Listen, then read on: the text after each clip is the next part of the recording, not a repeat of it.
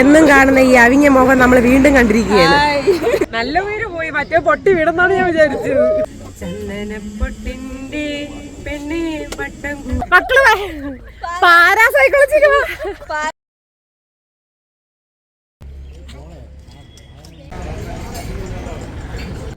അയ്യോ അത് വീഡിയോ ആയി പോയടെ.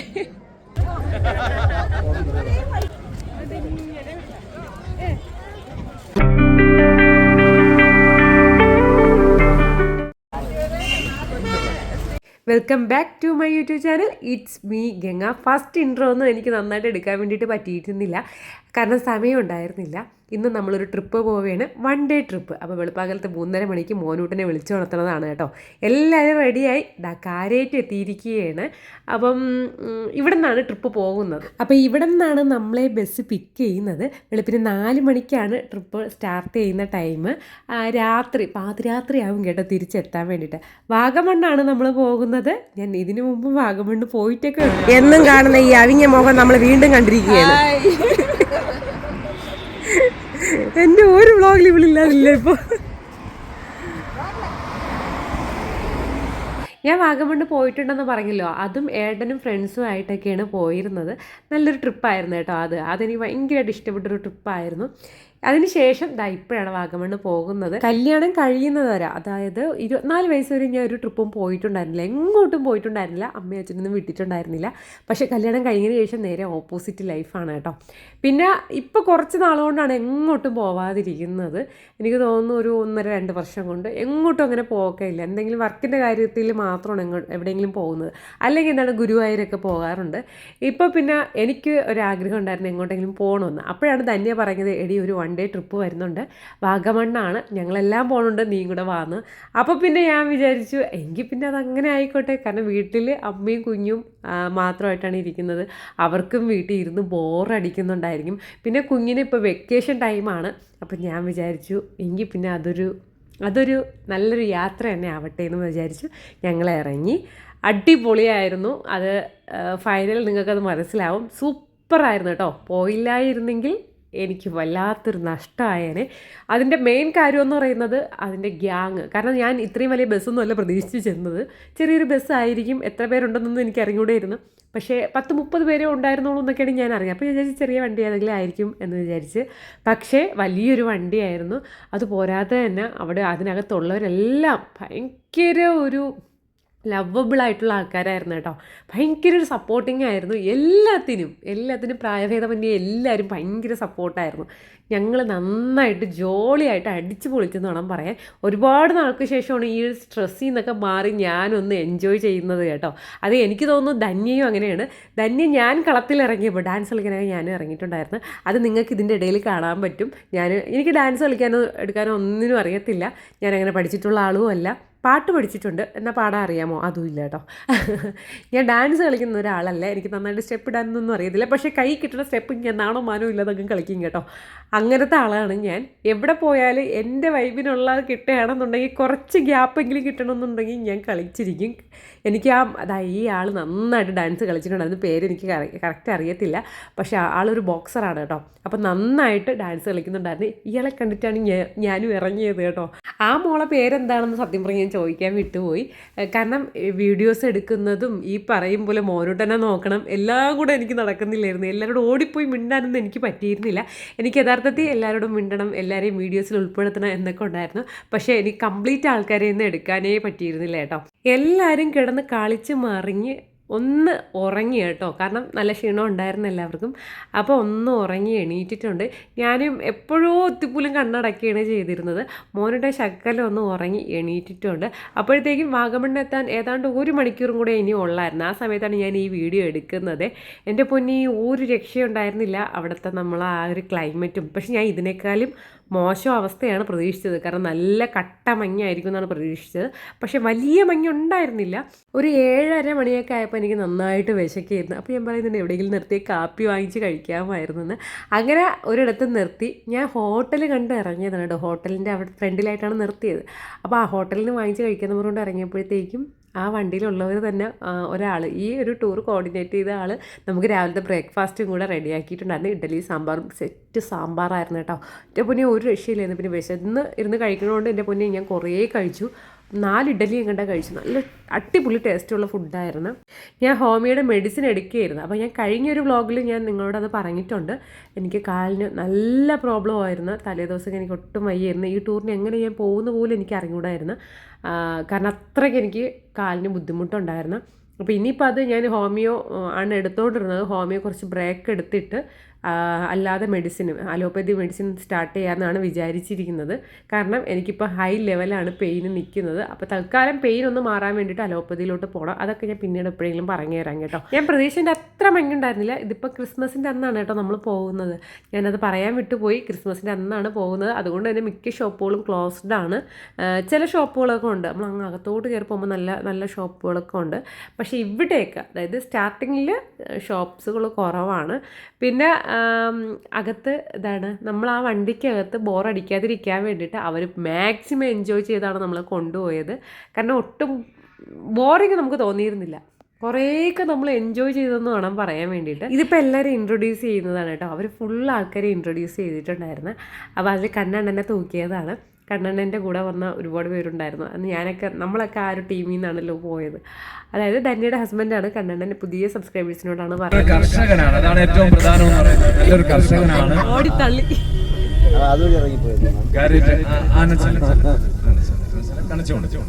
അദ്ദേഹം നല്ല കർഷകനാണ്. വെറ്റക്കുടിയൊക്കെ ഉണ്ട്. വെറ്റക്കുടി എന്ന് പറഞ്ഞാൽ ഭദ്രകാളി ദേവിയുടെ പ്രതീകമായിട്ടാണ് കണക്കാക്കുന്നത്.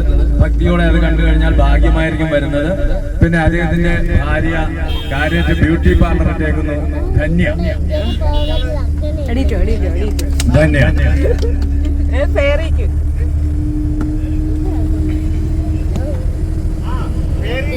ഫെയറി ക്യൂൺ എന്ന് പറയുന്ന ബ്യൂട്ടി പാർലർ. നേരത്തെ നമുക്ക് അതെ കാര്യത്തിന് MC റോഡിൽ ഇടത് സൈഡായിട്ട് MC റോഡില് കാര്യത്തിന് തിരുവനന്തപുരത്തേക്ക് പോകുന്ന ഭാഗത്തേക്കാണ്. അപ്പൊ അത്യാവശ്യം മുഖം മിനുക്കുന്നതിനും സൗന്ദര്യം കൂട്ടുന്നതിനും ഒക്കെ നമുക്ക് ഫെയറി ക്യൂണിലേക്ക് പോകാം.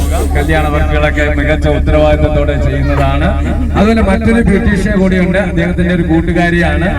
സഹപാഠിയും കൂടെ കുട്ടിക്കാലം മുതൽ തന്നെ ഒത്തൊരുമിച്ച് പാളയിൽ കളിച്ച് ഒരുമിച്ച് ഉണ്ട് വളർന്നു വന്ന പേരെന്താണ്? ഗംഗ. ഭഗവാൻ മഹാദേവന്റെ ഗംഗ.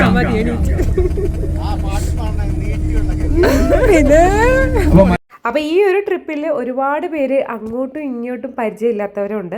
അപ്പോൾ അതൊന്ന് പരിചയപ്പെടാൻ വേണ്ടിയിട്ട്, പക്ഷേ അത് നല്ലൊരു കാര്യമാണ്.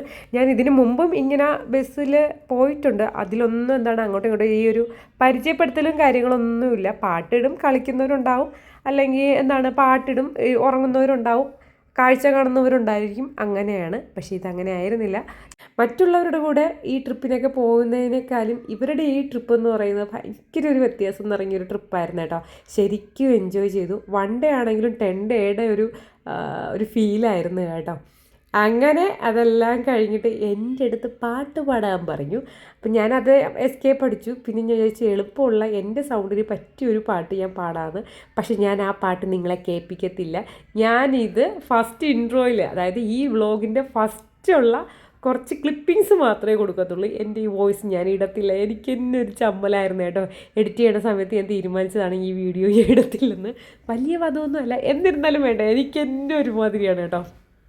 അതുകൊണ്ട് ഈ ഭാഗം ഞാൻ വോയിസ് കട്ട് ചെയ്തിരിക്കും. ഞാൻ പാടിയ പാട്ട് ഏതാണെന്ന് ഞാൻ പറഞ്ഞുതരാം. ചന്ദനപ്പൊട്ടിൻ്റെ വട്ടം കുറഞ്ഞാലും ചന്തത്തിനൊട്ടും കുറവില്ല പെണ്ണെ ആ പാട്ടാണ് കേട്ടോ പാടിയത്. ഇതാകുമ്പോൾ വലിയ ശ്രുതിയും കാര്യങ്ങളൊന്നും നോക്കണ്ട, ഒരു നേക്കിനങ്ങ് പാടിയാൽ മതി. അതുകൊണ്ടാണ് ഈ പാട്ട് തന്നെ എടുത്തത് കേട്ടോ. ഭാഗ്യത്തിന് ഈ പാട്ട് അങ്ങനെ ആരും ശ്രദ്ധിച്ചിരുന്നില്ല. കാരണം എല്ലാവരും ഇവിടെ ഇറങ്ങുന്ന തിരക്കിലായിരുന്നു. വണ്ടി ഇതാ ഇപ്പോൾ ഒതുക്കിയിട്ടിരിക്കുകയാണ് കേട്ടോ. അപ്പോൾ അവിടെ എന്തോ വാഷ്റൂമിൽ എങ്ങാണ്ട് ഇറങ്ങുന്ന തിരക്കിലായതുകൊണ്ട് ആരും ഈ പാട്ട് ശ്രദ്ധിച്ചിട്ടുണ്ടായിരുന്നില്ല. അതുകൊണ്ട് എൻ്റെ ഭാഗ്യം. ഇല്ലായിരുന്നെങ്കിൽ പിന്നെ ട്രോളുകൾ കിട്ടിയേനെ, അത് വേറെ കാര്യം. ഇല്ല, കുഴപ്പമൊന്നും ഇല്ലായിരുന്നു. എന്നാലും എനിക്കൊരു ചമ്മലായിരുന്നു കേട്ടോ. ഞാൻ അങ്ങനെ പാട്ടൊന്നും അങ്ങനെ വെളിയിൽ പാടിയിട്ടില്ല.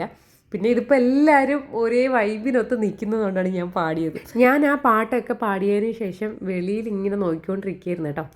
അപ്പോഴെനിക്ക് തോന്നിയൊരു കാര്യമാണ്, നമ്മൾ ഒരുപാട് ടെൻഷനിലും ഒരുപാട് ബിസി ആയിട്ട് നിൽക്കുന്ന ഒരു ലൈഫായിരിക്കും.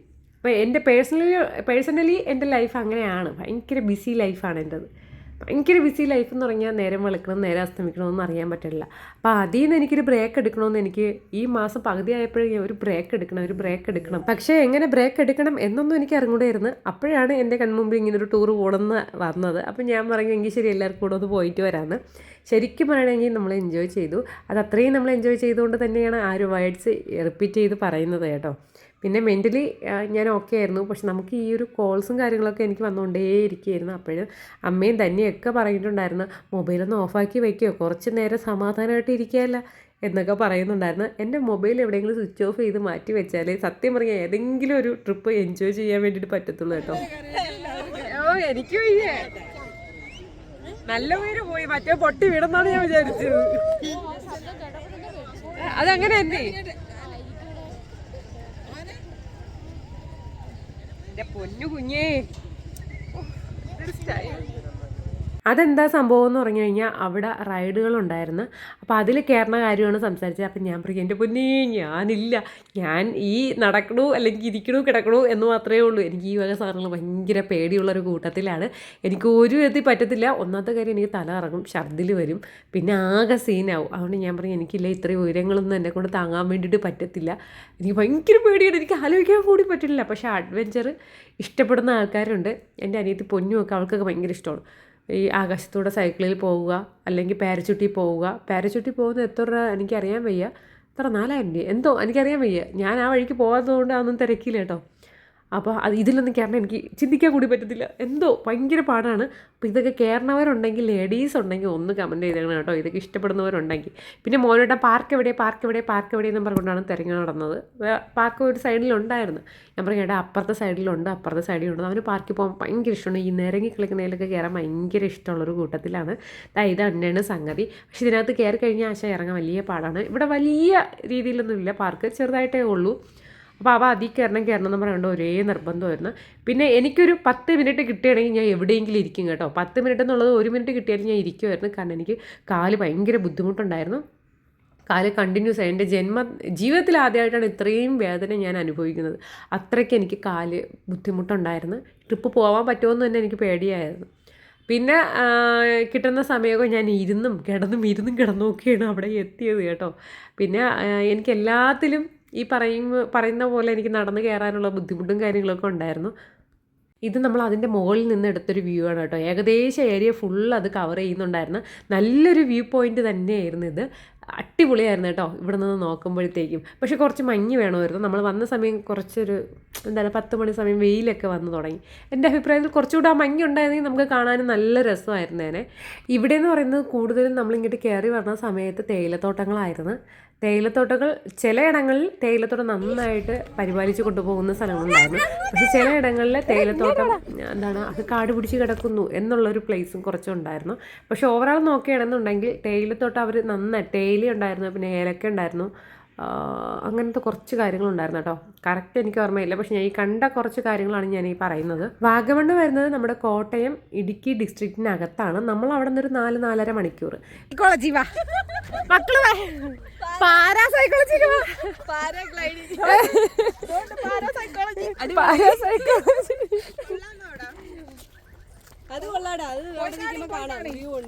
പക്ഷേ ഈ പിള്ളേർ PSCക്ക് പഠിച്ചൊരു ക്വസ്റ്റ്യൻ ഉണ്ട്. നമ്മൾ കേരളത്തിലെ സ്വിറ്റ്സർലാൻഡ് എന്ന് പറയുന്നത് വാഗമണ്ണാണ്. തങ്ങൾപ്പാറ, മുരുകൻമല, കുരിശുമല എന്നീ 3 മലകളാൽ ചുറ്റപ്പെട്ടിരിക്കുന്നതാണ് വാഗമൺ എന്ന് പറയുന്നത്. പോരാത്തതിന് പൈൻമരങ്ങളും ഈ പറയും പോലെ വാഗമണിൻ്റെ ഏറ്റവും പ്രത്യേകത നിറഞ്ഞ ഒരു സംഭവമാണ് പൈൻമരങ്ങൾ എന്ന് പറയുന്നത്. മൊട്ടക്കുന്ന് പൈൻമരങ്ങൾ ഇവിടെയല്ല, കുറച്ചുകൂടെ അപ്പുറത്താണ്. അത് വേറെ ലൊക്കേഷനിലാണ്.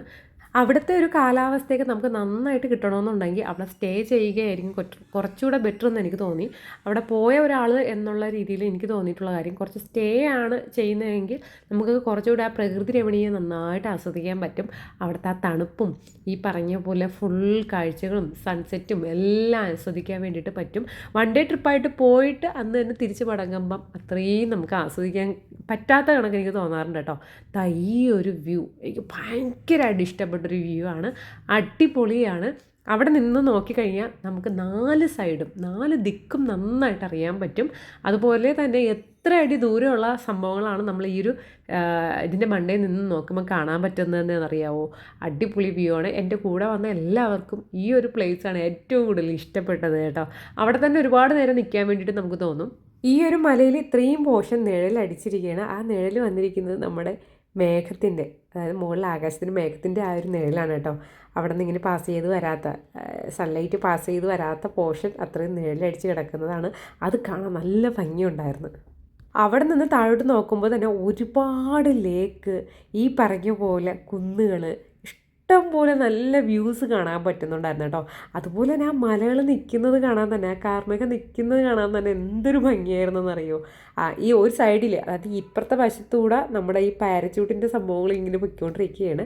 അത് നല്ല ഹൈറ്റിന് പോകുന്നത് കൊണ്ട്, ചെറിയൊരു മീഡിയം ഹൈറ്റിന് പോകുന്നത് കൊണ്ട് സത്യം പറയാൻ അവരെ സമ്മതിക്കണം. ആ ഒരു വിൽ പവറെ എന്നെക്കൊണ്ടൊന്നും ഈ ഉയരങ്ങളിൽ നിന്ന് താഴോട്ട് നോക്കാനുള്ള ശേഷി കൂടി. ഒരുപാട് സിനിമകൾക്കൊക്കെ ഷൂട്ടിംഗ് നടന്ന പ്ലേസ് കൂടിയാണ് വാഗമണ്ണ്. സത്യം പറഞ്ഞു കഴിഞ്ഞാൽ ആ ഒരു പ്രകൃതി രമണീയം എന്ന് പറയുന്നത് പച്ചപ്പ് തന്നെയാണ് കേട്ടോ. അത്രയ്ക്ക് ഭംഗിയുണ്ട് അത് കാണാൻ വേണ്ടി. ഇതിനു മുമ്പ് ക്രിസ്മസിന് വസൂട്ടനെയും കൊണ്ട് ഞാനും ഏട്ടനും കൂടെ വാഗമണ്ണ് വന്നിട്ടുണ്ട്. പക്ഷെ അത് കാറിലാണ് വന്നിട്ടുള്ളത്. അവിടെ വന്ന സമയത്ത് വാഗമണ്ണിലെത്തി എന്നുള്ളതല്ലാതെ കറക്റ്റ് എല്ലായിടവും നമ്മൾ കവർ ചെയ്തിട്ടുണ്ടായിരുന്നില്ല. നമുക്കത് അറിഞ്ഞുകൂടായിരുന്നു. അറിയാവുന്ന ഒരാൾ നമ്മളെ കൂടെ ഉണ്ട് എന്നുണ്ടെങ്കിൽ കറക്റ്റ് ലൊക്കേഷനിൽ നമുക്ക് എത്താൻ വേണ്ടിയിട്ട് പറ്റും, എല്ലായിടവും കവർ ചെയ്യാൻ വേണ്ടിയിട്ട് പറ്റും. ഇത് ഈ പറഞ്ഞ പോലെ നമ്മളോട് വന്നവർക്ക് എല്ലാവർക്കും കാര്യങ്ങൾ അറിയാമെന്നുള്ളത് കൊണ്ട് നമുക്ക് എല്ലാവർക്കും കവർ. ഇനിയിപ്പോൾ എന്തായാലും ആ വീഡിയോയ്ക്ക് നമുക്ക് ബാക്കി വെച്ച് തുന്നി പിടിപ്പിക്കാനൊന്നും പറ്റൂലല്ലേ. വീഡിയോ എടുക്കാൻ അറിയൂടെ.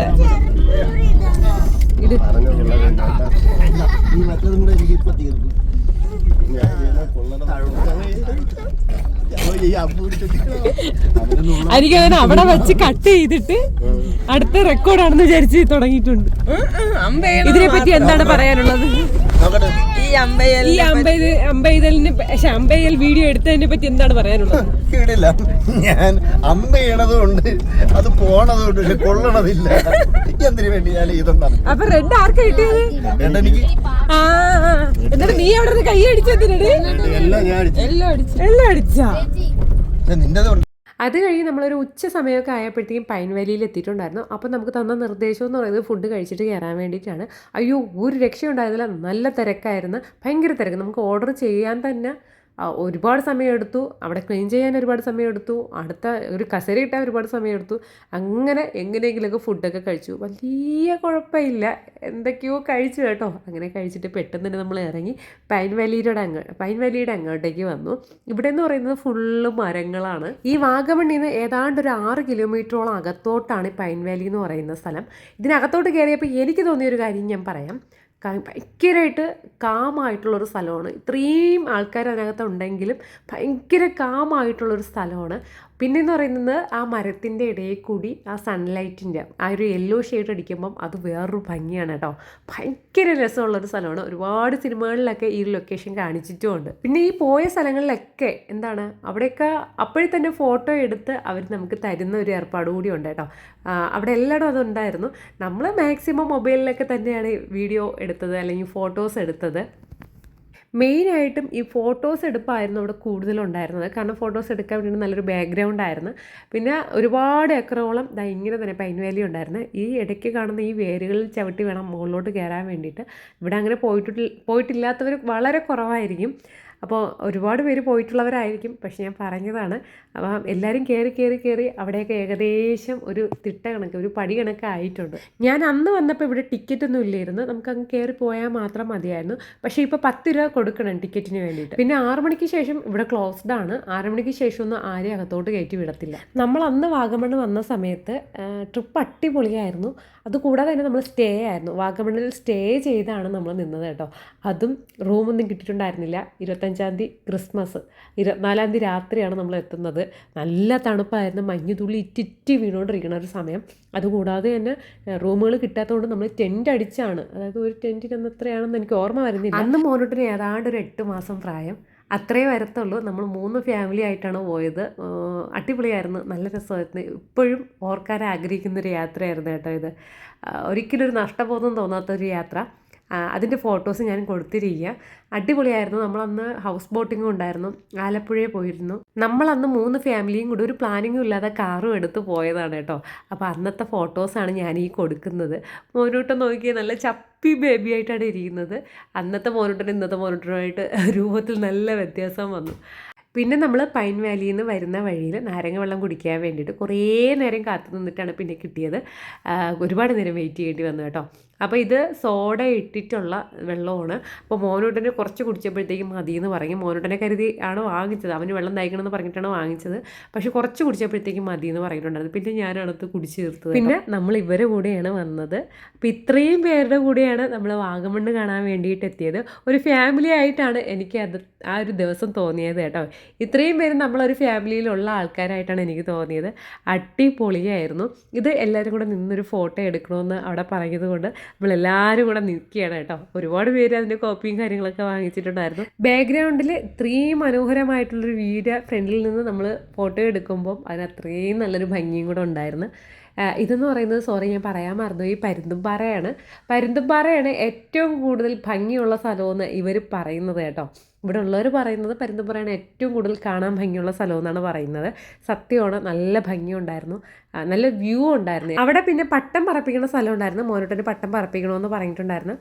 നമ്മൾ കടയിൽ കയറിയ ഇടത്ത് അവർ പറഞ്ഞു ഈ ഒരു പട്ടമാണ് ഏറ്റവും കൂടുതൽ പൊക്കത്തിൽ പറക്കുന്നത്.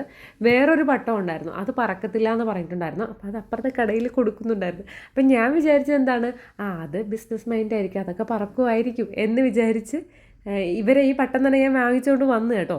പക്ഷേ എല്ലാം അവിടെ പറപ്പിക്കുന്ന എല്ലാ പട്ടവും കൂടെ നോക്കിയപ്പോഴത്തേക്കും ഈ പട്ടം തന്നെയാണ് ഏറ്റവും കൂടുതൽ ഹൈറ്റിന് പറക്കുന്നത്. പുള്ളിക്കാരൻ പറഞ്ഞ പട്ടം വലിയ ഹൈറ്റിലൊന്നും പറക്കുന്നില്ല, അതിന് കുറേ ഡാമേജും കാര്യങ്ങളൊക്കെ വരുന്നുണ്ട്. അപ്പം ആൾ പറഞ്ഞത് സത്യമായിരുന്നു. നമ്മളെ കയ്യിൽ ഇരിക്കുന്ന അതേപോലത്തെ പട്ടങ്ങളാണ് കേട്ടോ ഏറ്റവും ഹൈറ്റിന് പറക്കുന്നത്. കളർഫുള്ളായിട്ടുള്ള പട്ടങ്ങൾ പറക്കുന്നുണ്ടായിരുന്നില്ല. അതിൻ്റെയൊക്കെ പേപ്പറിൻ്റെ എന്തെങ്കിലുമൊക്കെ വ്യത്യാസമായിരിക്കും. ഒരു പട്ടത്തിന് 80 രൂപയായിരുന്നു കേട്ടോ. സത്യം പറഞ്ഞാൽ ഇവിടെ വെച്ച് ഈ പട്ടം ഉപയോഗിക്കുന്നു എന്നല്ലാതെ വീട്ടിൽ കൊണ്ടുപോകണമെങ്കിൽ ഈ പട്ടം വേസ്റ്റാണ്. കാരണം നമ്മൾ ഇവിടെ ഇട്ട് പറപ്പിക്കാനാണ്. അതുകൊണ്ട് 80 രൂപ വേസ്റ്റാണെന്ന് ഞാൻ അവിടെ നിന്ന് പറയുന്നുണ്ടായിരുന്നു. പിന്നെ കുഞ്ഞുങ്ങളുടെ ഒരു സന്തോഷം അത്രമാത്രം. നമ്മൾ സത്യത്തിൽ അത് അവിടെ ഇട്ടിട്ട് തന്നെയാണ് കേട്ടോ വന്നത്. പിന്നെ മോനൂട്ടൻ ആദ്യമൊക്കെ ഭയങ്കര ഇൻട്രസ്റ്റോട് കൂടി നിന്ന് പിന്നീട് അത്രയും പറപ്പിച്ചത് ഞാനാണ് കേട്ടോ. എൻ്റെ നടുവൊക്കെ ഭയങ്കര വേദനയായിരുന്നു. എനിക്കാണെങ്കിൽ ഇന്നോളാൻ വയ്യായിരുന്നു. അങ്ങനെ പിന്നെ കുറേയൊക്കെ പറപ്പിച്ചു. പിന്നെ തമ്മി കുരുങ്ങുന്നുണ്ടായിരുന്നു. ഒരുപാട് ഹൈറ്റിലൊന്നും പോകണ്ടെന്ന് വിചാരിച്ചതാണ്.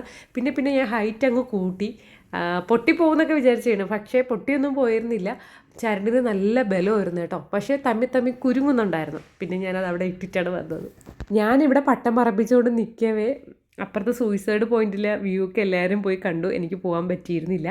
പിന്നെ ഞാനത് പറയുക മാത്രം ചെയ്യാൻ കേട്ടോ. സൂയിസൈഡ് പോയിന്റ് ഉണ്ട്, അവിടെയും കാണാൻ നല്ല വ്യൂ ആണെന്നാണ് എല്ലാവരും പറഞ്ഞത്. ഇവിടെ സൺസെറ്റ് നടന്നുകൊണ്ടിരിക്കുകയാണ്. ഞാനിതൊന്നും അറിഞ്ഞിരുന്നില്ല. ഞാൻ ഈ പട്ടം പറപ്പിക്കുന്നതിൻ്റെ ബിസിയിലായിപ്പോയി.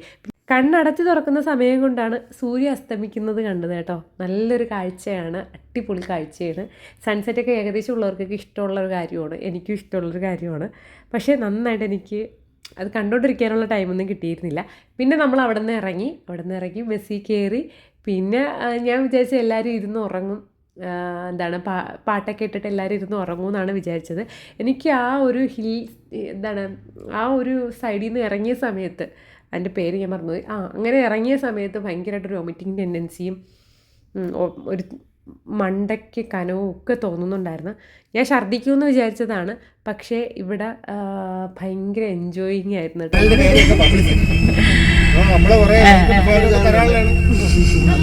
ടൂറ് വളരെ മനോഹരമായിരുന്നു, പറയാതിരിക്കാൻ വയ്യ. ഇത് കോർഡിനേറ്റ് ചെയ്തവര് അത്രത്തോളം ഹാർഡ് വർക്ക് ചെയ്തു നമ്മളെ ഹാപ്പി ആക്കിയെന്ന് വേണം പറയാൻ. ഫുഡ് ഉണ്ടാക്കിയതാണെങ്കിലും ഇഡ്ഡലിയും സാമ്പാറിന്റെ കാര്യം പ്രത്യേകിച്ച് പറയണ്ട. സ്റ്റോക്കൊന്നും വേണ്ട. സാമ്പാർ എന്തായാലും അടിപൊളിയായിരുന്നു, ഇഡ്ഡലി ആയാലും. അപ്പൊ ഈ കോർഡിനേറ്റ് ചെയ്ത ആൾക്കാർക്ക് വേണം ക്ലാപ്പ് കൊടുക്കാൻ വേണ്ടിയിട്ടുള്ളത്. കാരണം വളരെ മനോഹരമായിട്ട് അവരത് ഹാൻഡിൽ ചെയ്തു. നമ്മളെ രസിപ്പിക്കുന്നുണ്ടായിരുന്നു. അക്ഷരശ്ലോകവും വെച്ചിട്ട് നന്നായിട്ട് രസിപ്പിക്കുന്നുണ്ടായിരുന്നു. എല്ലാവരുടെയും കാര്യത്തിൽ, ഓരോരുത്തരുടെ കാര്യത്തിൽ അവരത്രയും കെയർ ആയിട്ടാണ് നിന്നത്. പിന്നെ എനിക്ക് ഒരു പുതിയ എക്സ്പീരിയൻസ് ആയിരുന്നു. ഇനി എന്തായാലും ഒരു ട്രിപ്പും കൂടെ പ്ലാൻ ചെയ്യണം എന്ന് പറയുന്നുണ്ട്. അതിപ്പോ തീർത്ഥാടന യാത്ര ആയാലും കുഴപ്പമില്ല, അല്ലാതെ വേറെ വൺ ഡേ ട്രിപ്പ് ആയാലും കുഴപ്പമില്ല. എന്തായാലും വളരെ മനോഹരമായിട്ടുണ്ട്. അടുത്ത തവണ വീണ്ടും കാണാം. സഹകരണം, സപ്പോർട്ട് തീർച്ചയായിട്ടും ഉണ്ടാകും. അത് ശോഭനമായി തീരാൻ പ്രാർത്ഥിക്കുന്നു. ശ്രീഭദ്ര പറയൂ മാഡം. ാണ് ഉദ്ദേശിക്കുന്നത്. നമുക്ക് രാവിലത്തെ ഫുഡ് ഉണ്ടാക്കി തന്ന അമ്മയോട് എന്നുവെച്ചാൽ നല്ല ടേസ്റ്റ് അല്ലായിരുന്നു, വളരെയധികം നന്നായിട്ടുണ്ടായിരുന്നു. ബുക്കിംഗ് ക്ലാസ് തുടങ്ങിയാണ്. ആ അമ്മയോടാണ് ആദ്യം താങ്ക്സ്. പിന്നെ ഈ ടൂറ് നന്നായിട്ട് നന്നായിട്ട് ഞങ്ങൾ ആസ്വദിച്ചു. ഇനി നിങ്ങൾ അറേഞ്ച് ചെയ്യുകയാണെങ്കിൽ ഞങ്ങൾക്ക് സമയമുണ്ടെങ്കിൽ ഞങ്ങൾ ഉറപ്പായിട്ടും വരും. പിന്നെ ഈ ടൂറിൽ എൻ്റെ 2 അമ്മമാരെയും എനിക്ക് കൊണ്ടുവരാൻ പറ്റിയിട്ടുണ്ട്. അത് വളരെ സന്തോഷം തരുന്ന ഒരു നിമിഷം തന്നെയാണ്. എൻ്റെ അമ്മ അടുക്കളയിൽ നിന്ന് പുറലോകം എന്താണെന്ന് അറിഞ്ഞിട്ടില്ല. ഇന്ന് വരെ അവർ ഇറങ്ങിയിട്ടില്ല. അങ്ങനെ ആദ്യമായിട്ടാണ് എനിക്ക് പുറത്ത് കൊണ്ടുവരാൻ പറ്റിയിട്ടുള്ളത്. ഇനിയും എനിക്കത് സാധിക്കണമേ എന്ന് ഞാൻ ദൈവത്തോട് പ്രാർത്ഥിക്കുന്നു. എന്തായാലും എല്ലാവരോടും താങ്ക്സ് ഒരുപാട്. അമ്മയുടെ ആനന്ദവും സന്തോഷവും ബാഷ്പകിരണങ്ങളായി പോലും പുറത്തു വന്നത് ഞങ്ങൾ ശ്രദ്ധിച്ചു. അടിച്ചുപൊളി പാട്ടൊക്കെ നമ്മളെല്ലാവരും കളിക്കുന്നുണ്ടായിരുന്നു കേട്ടോ. യഥാർത്ഥത്തിൽ ഞാനൊക്കെ കിടന്ന് ഉറങ്ങുമെന്ന് വിചാരിച്ചതാണ്. പിന്നീടാണ് ഡാൻസ് കളിച്ചതിന് ശേഷമാണ് ഉറങ്ങിയത് കേട്ടോ. പിന്നെ ഫുഡൊക്കെ കഴിക്കാൻ കയറി. മുണ്ടക്കയത്ത് ഒരു ഹോട്ടലിലാണ് കയറിയത്. നല്ല ചാർജായിരുന്നു. ഒരു ചായക്ക് തന്നെ 30-35 രൂപയൊക്കെ ആയിരുന്നു കേട്ടോ. പിന്നെ വീഡിയോസ് എടുക്കാൻ വേണ്ടിയിട്ട് പറ്റിയിരുന്നില്ല. അപ്പോൾ ഇന്നത്തേക്ക് ഇത്രയേ ഉള്ളൂ. ടെറ്റ ബൈ ബൈ, സീ യു.